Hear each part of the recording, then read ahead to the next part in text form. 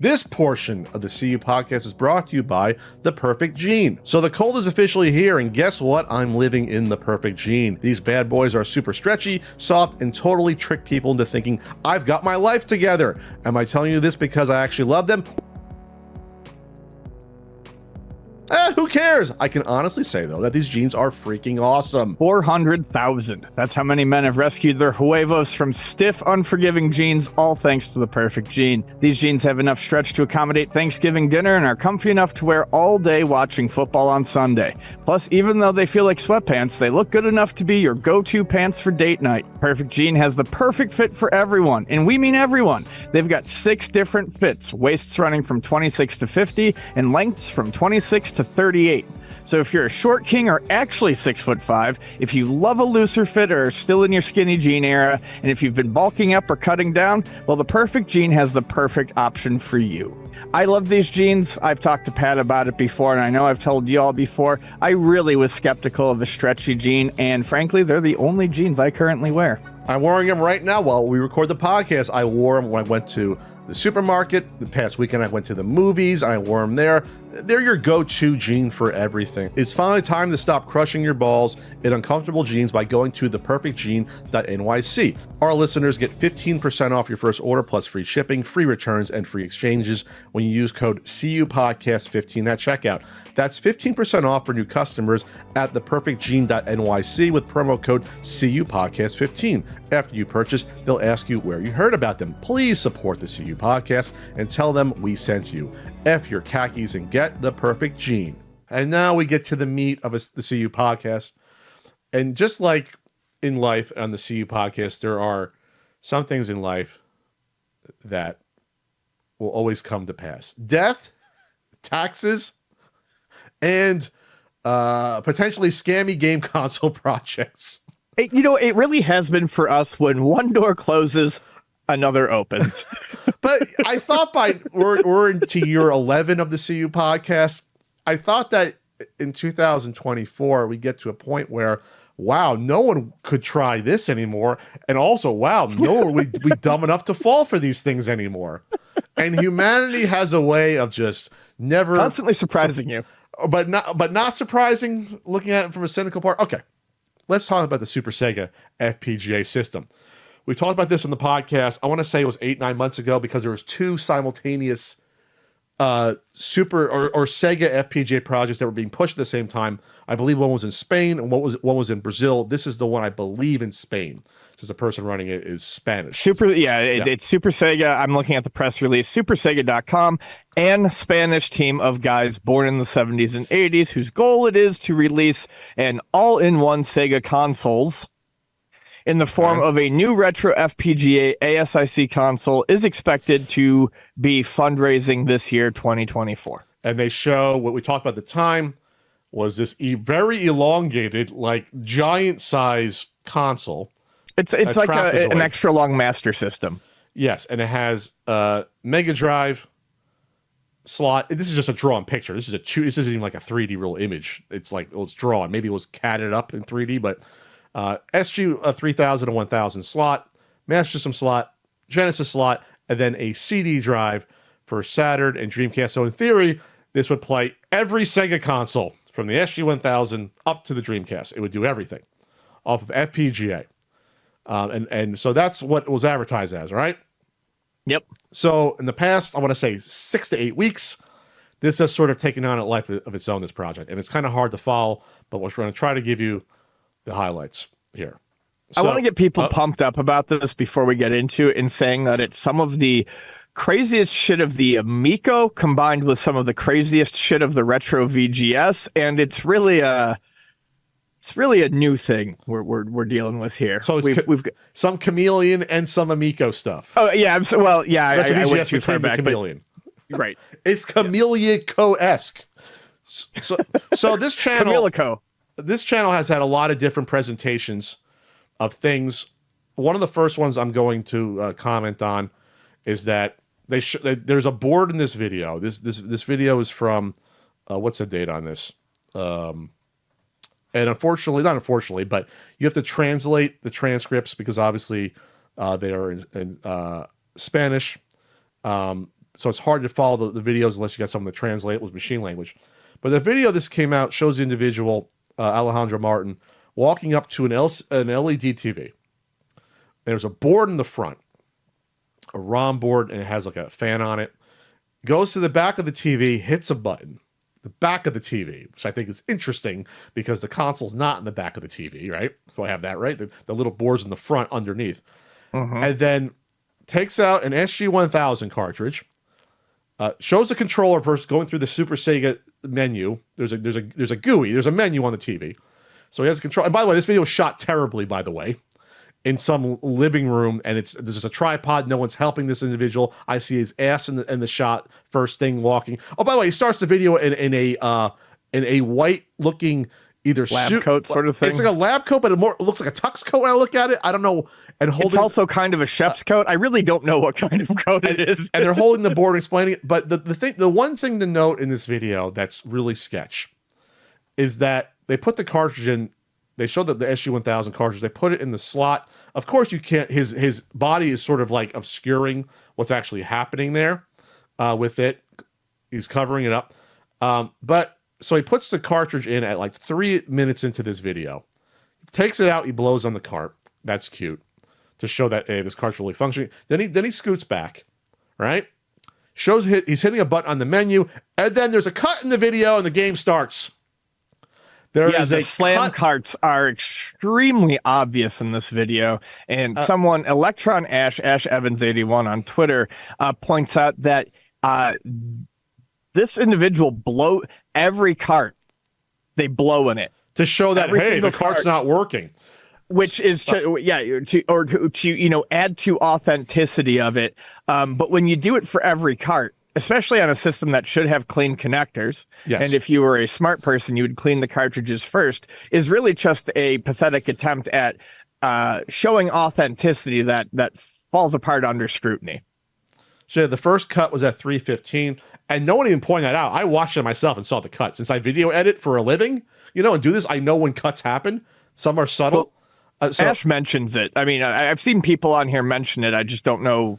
But there's another cut, 4:54, another cut with the next game. I mean, he gets close, holding it pretty close, but if you analyze it, there's cuts. And then people call them out for it.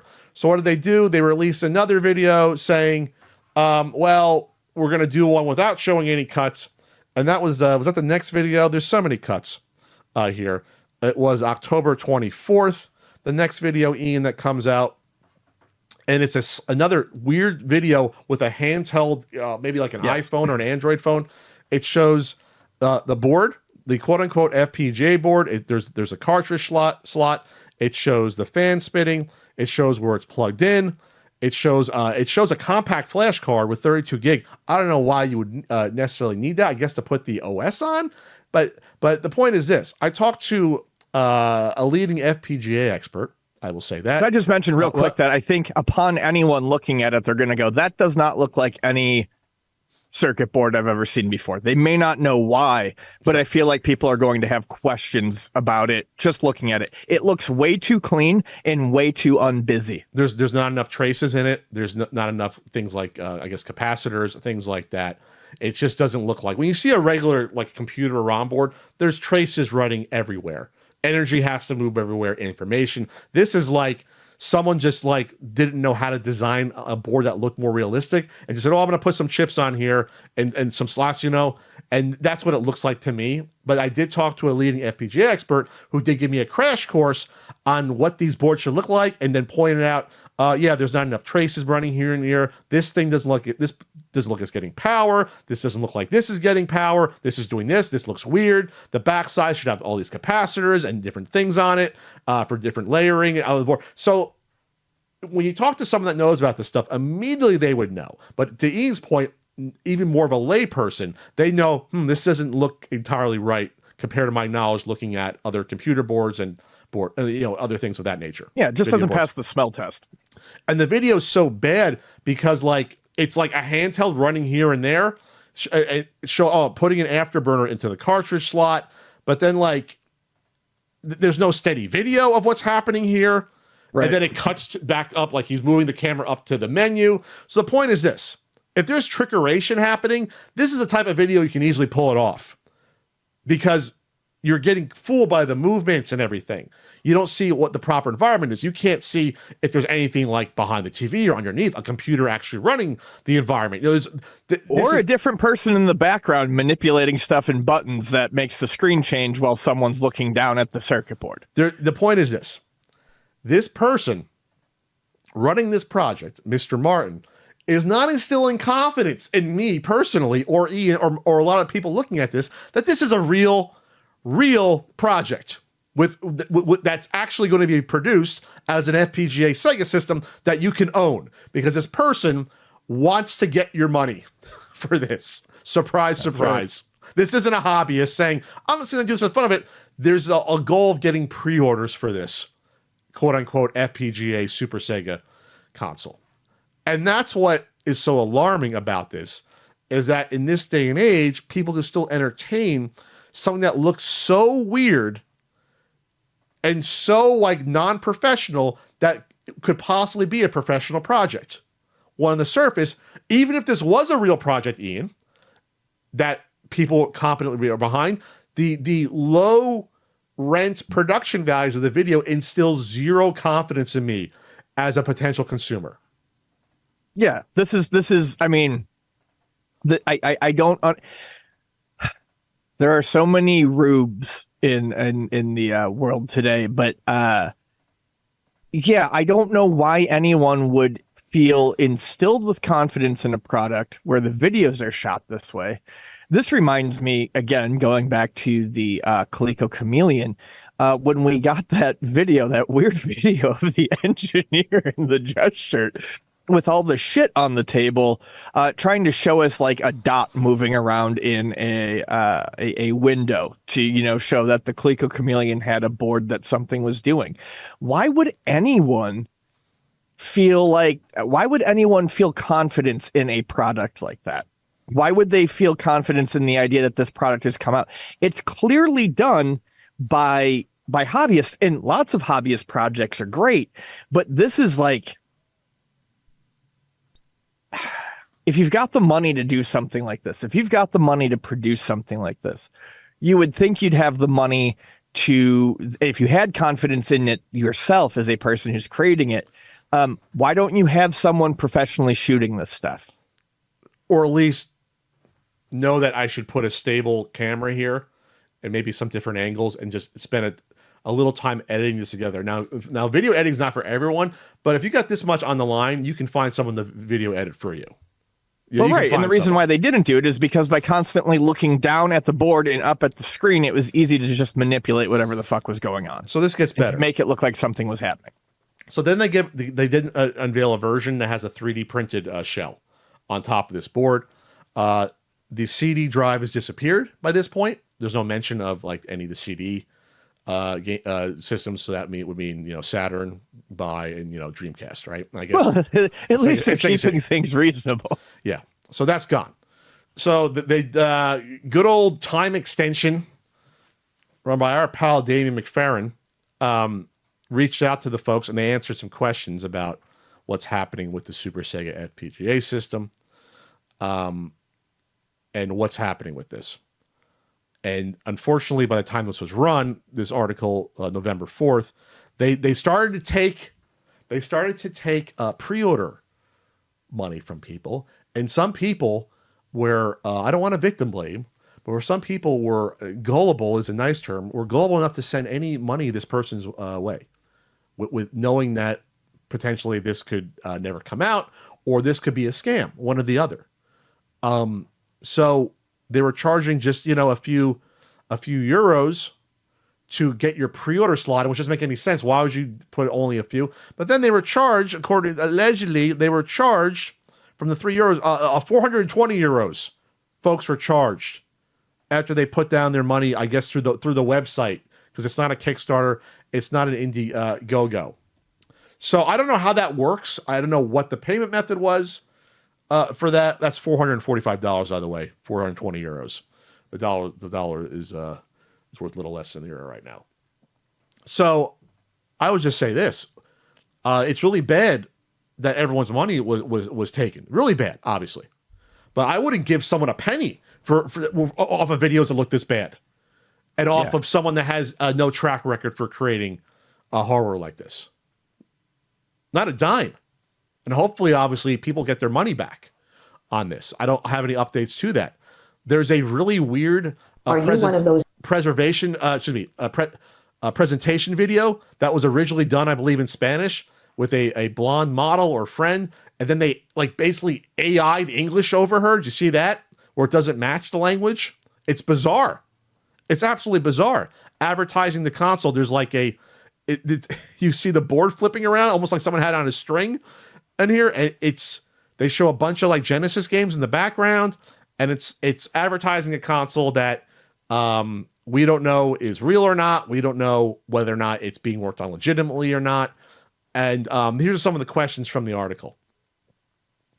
And these are questions that are being answered. And I guess this is a translation of the questions. Why this project looks not so well at all? I guess why it doesn't look good. They answered, we are not rich people. We are just enthusiasts, developers, and so on. We are currently accomplishing the timeline.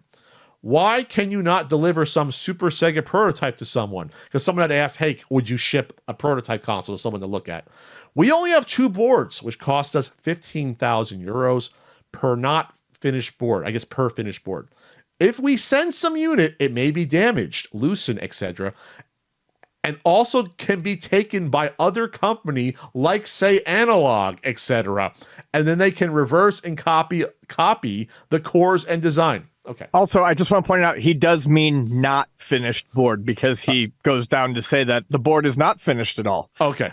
Why does the board not seem finished? It's not finished at all. Only one HDMI output, one USB input, the 5V auxiliary, the FPGA, the Bluetooth, and minimal things were designed to show working videos.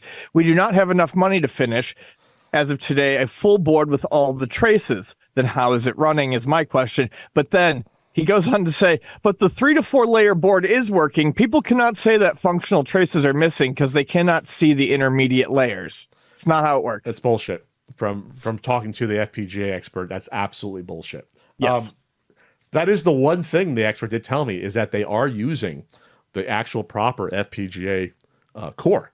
So that identifiable core, you can say, is the one that in theory you could use for this, right?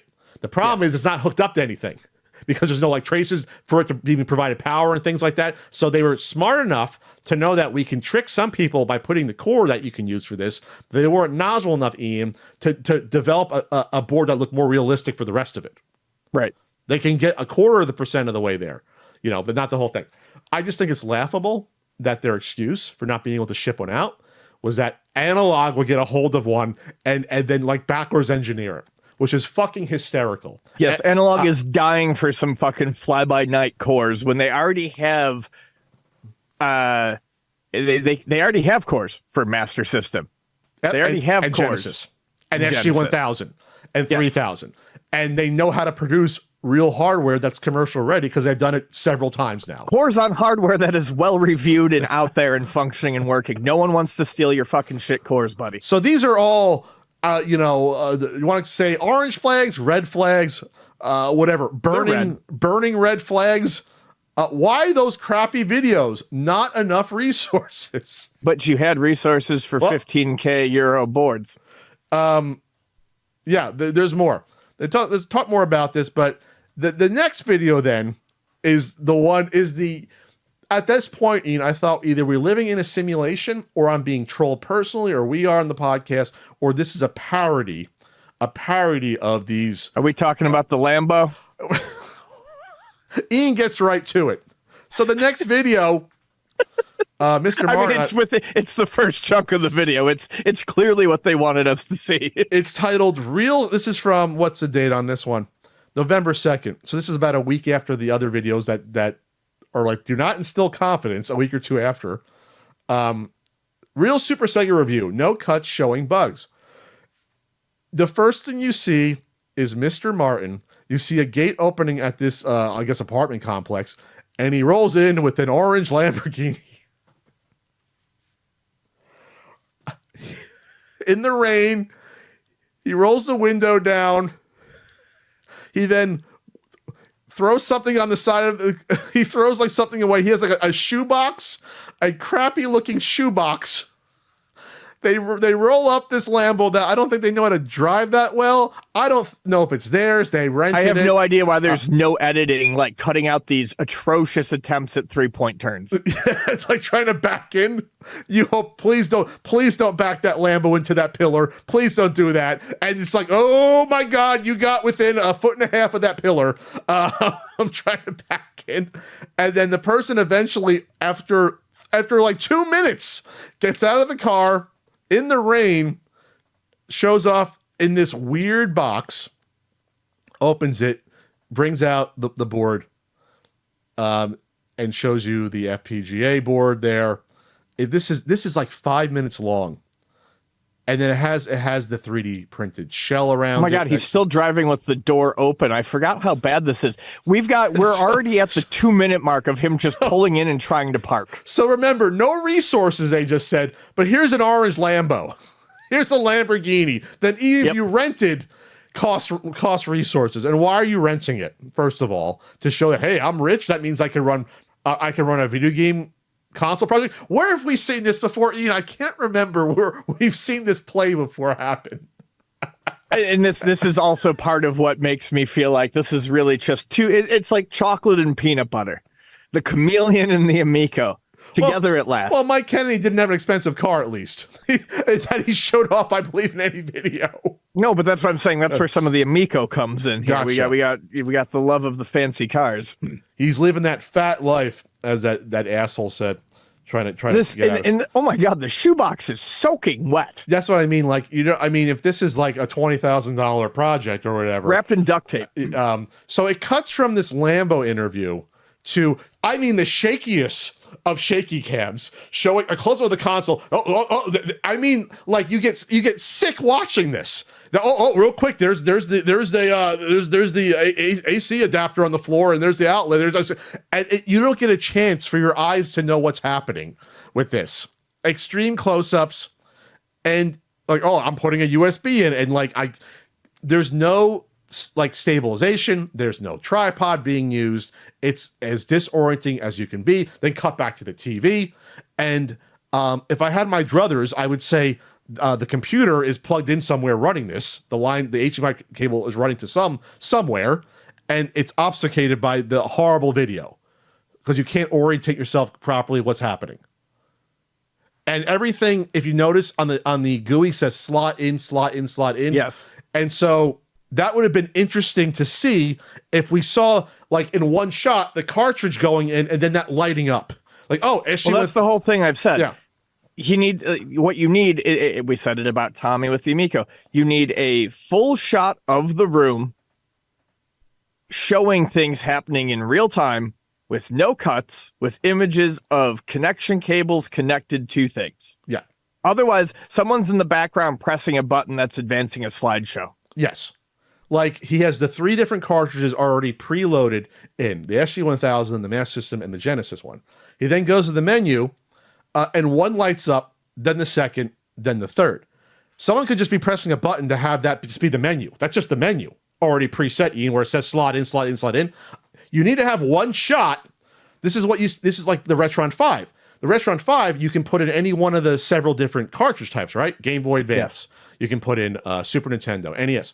And then as you put it in, the console recognizes it and it lights up on the screen because it's a ROM reader. This, in theory, would be doing something similar. But we don't know if it's actually doing that because we'd have to see the cartridge being put in and then it being read somehow with no one touching anything in the shot controller, and then it would say, slot in or cartridge in for the SG-1000. That doesn't happen here. This is trickery, in my opinion. This is fucking trickery. Clearly. I mean, plain as day. So, yeah, then he shows the game playing off, and then, yeah. So, there's so many red flags here. There is an engineer video. They take it in selfie mode. You can tell because the clock's backwards. You see that video I have down here. It's a guy with the glasses. Yeah, I watched it. I don't know who this guy is. I don't know if he's worked on anything here. I don't know if he's a friend of the person. He honestly looks kind of like the Spanish version of the guy who did the engineer video for the Chameleon. Hello, welcome to my table here. Except that guy had a bunch of duct tape and things on the table, at least, and wires. Right. And this is a guy that, is either holding a camera or someone else's here. Just bizarre. and again, it's bizarre that they would ask for a little bit of pre-order money at all. Like, why would you need only $3 like that does, or €3? Doesn't make any sense. And then of course more money was taken according to the people out there, but I don't see why someone would have given this person $1. Like, I don't give them anything. Don't have any access to my bank account information, my credit card, my PayPal. You should have no connection to me at all. None. So yeah, it's not good. I hope people get their money back. And then I'm biting my lips so hard on things I want to say, but I'm just not going to say them. What about people out there that are too gullible ordering this? Yes. Yes. And people never learn their lessons. Yes. And maybe there are people that create content online. Yeah, I'm actually surprised that there are that this is not being promoted by certain people. Oh, you're surprised that this isn't being promoted by YouTubers. Yes. certain author hasn't done it. So a little background information into this person, Alejandro Martin. This was not their first crowdfunding project. This is information that someone researched and gave to me. I looked up. Not their first rodeo. So they had a company called Cinemartin in the past. Which is all. I mean, the person's name is Martin, by the way. I just want to let people know that. So, or at least that's their last name. So I believe they sold like video camera accessories and things like that. So Cinemartin had a project idea that was an 8K camera called the 8K Fran. And you can find people online talking about this. The fact that this was hyped up as a project that never was released. This is an article from videomaker.com from Sean Berry. This is several years old. Cinemartin, an external recorder and monitor company, has posted on Facebook announcing it will be closing because of bankruptcy. So they closed it on April 1st that year. No more 8K Fran cinema camera. While Cinemartin may have been primarily a company that made external recorders and monitors, it had been working on an 8K camera for a while now. Just 4 months ago, it was taking pre-orders for its 8K Fran cinema camera. A video for the camera even came out 1 month ago. Knowing this, it's likely the forced closure comes as a shock to the company. Oh, was it a shock? So here you have a company. I like that line, by the way, a forced closure. And in the article, they say, we're not sure how many people actually pre-ordered the 8K Fran. Between the company's relationship with its customers and its less than stellar marketing, they did a bunch of shaky handheld stuff for a camera. We assume not many. Cinemartin's introduction video for the Fran 8K was panned at release. Does this sound familiar to all the people? While the video intended to promote a camera capable of professional level resolutions, the video itself was poorly produced. On YouTube, the video has an overwhelming majority of dislikes, which is never good for a company introducing a new product. You got to love that, like they're talking about here, what we're seeing now. Someone making an 8K camera seriously can't fucking record videos. Yeah. So this article says that they took pre-order money for this camera, and there's a picture of it, and you can find a review from someone that got a very early version that said it was trash. That video exists online on there. So, trying to put a bow on this.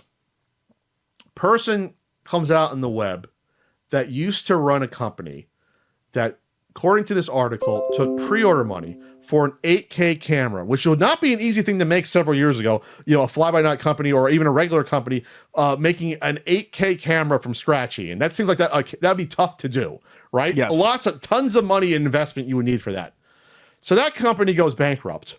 And then some years later, they come back with an FPGA console project. Again, something that's not easy to do, takes a lot of knowledge, money, and time, and then takes pre-orders for this console with the same sort of shoddy video showing it off.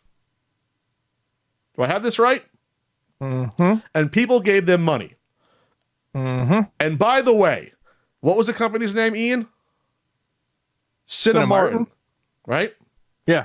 Cinemartin.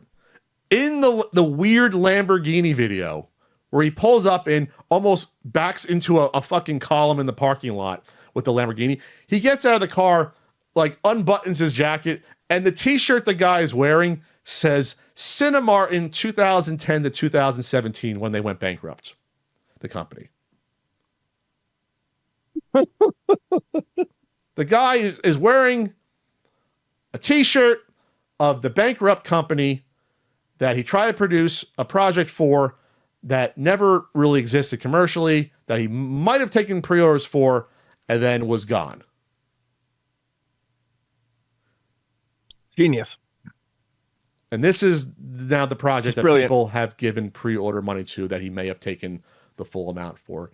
And I'm tired of talking about these scammy projects. It's my faith in humanity is not high at all at this point, but it seems like the fact that I would think that some percent of the population would learn from mistakes, and no one seems to at all. It's just, I don't understand it. I don't get it. I feel like, I don't know, I'm talking to a fucking wall every year that passes. You know what I mean? Like, I don't know what's happening anymore. Am I in a simulation? A podcast simulation? I don't know. Are we? Stop talking about that. That's extraordinarily Elon Musk bullshit. A podcast simulation? No, just the simulation shit. He fucking talks about it all the time. Okay. But you see what I mean, though? Like, it doesn't Yes. seem real, some of this stuff, but it keeps happening. Oh, yeah. No, it's just because people are idiots. It has nothing to do with simulations. People are just dumb. Okay. Oh, and by the way, I saw people online report that there were people critical of the Cinemark company that went bankrupt, and then this person tried to silence them by copyright strikes on videos talking about it back then. Oh, can't wait to see if he tries that this time. Tries it with us. That could be interesting. So yeah, because of the what was it called, the Fran 8K. So there you go. People were like, hey, this isn't what it was supposed to be. Blah blah blah. Fun times, Ian. Fun times. So I hope the people that got charged 350 or 340 euros, whatever it was, gets their Super Sega FPGA console. But something tells me you're not going to get what you desired.